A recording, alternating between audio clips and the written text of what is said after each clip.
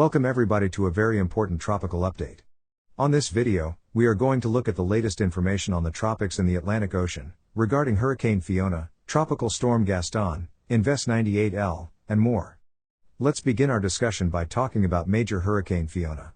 As of the 8 a.m. Eastern Time Intermediate Advisory, sustained winds were at 130 miles per hour, with gusts as high as 160 miles per hour.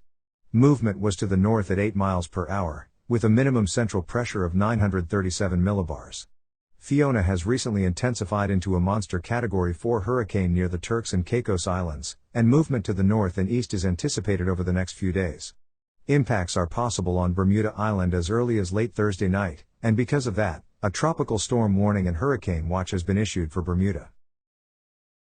After Fiona clears out of Bermuda Island, the hurricane is expected to become a powerful extratropical cyclone by the weekend, before slamming into the Canadian Maritimes. The key messages for Fiona state that heavy rains associated with the hurricane will continue to impact the Turks and Caicos through Wednesday morning with additional flooding possible. Tropical storm conditions are possible on Bermuda by late Thursday, and like I just mentioned, Fiona is expected to affect portions of Atlantic Canada as a powerful hurricane-force cyclone late Friday and Saturday, and could produce significant impacts from high winds, storm surge, and heavy rainfall. Interests in these areas should closely monitor the progress of Fiona and updates to the forecast.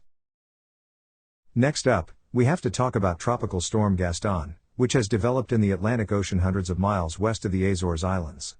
As of the latest update on Wednesday, September 21st, Gaston had maximum sustained winds of 65 miles per hour.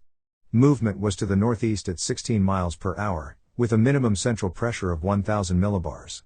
Gaston will be moving to the east through the end of the week, where it will make a close approach to the Azores Islands, likely bringing heavy rain and wind.